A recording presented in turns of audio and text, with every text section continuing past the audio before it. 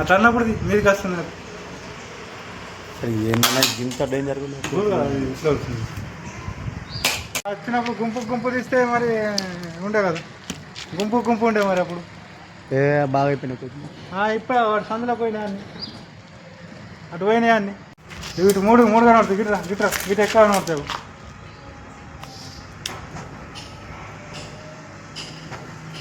అటు అన్నీ ఇప్పుడు దాకా 70-80 కోతులు దాకా ఉంది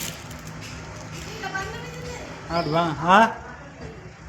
ఇలా బంగ్లా మీద అయితే ఫుల్ ఉన్నాయి. రోజు కోతకట్టున్నాయి, మొన్న మీద పడ్డాయి. అయితే అది కలిసినాయి. మధ్యాహ్నం దాకా రోజు ఇంకేస్తున్నాయి అని చెప్పి మధ్యాహ్నం దాకా రోజు మధ్యాహ్నం వాటి కట్టలు పట్టుకొని తిరుగుడు ఉన్నది.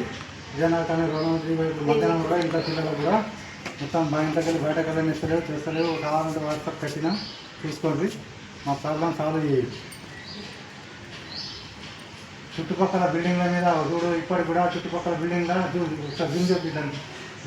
చుట్టుపక్కల బిల్డింగ్ల మీద కూడా అంతా కట్టెలు పట్టుకొని రౌండ్ వేసుకొని కూడా ఉన్నది. పిల్లగాళ్ళు మధ్యాహ్నం పొద్దున పూట సాయంత్రం పూట వచ్చి ముసలమ్మ అమ్మకు ఇప్పుడు మాట్లాడినట్టు అమ్మకు మొత్తం ఖర్చులేని ఏమి వచ్చి ఇప్పించినాం దానికి.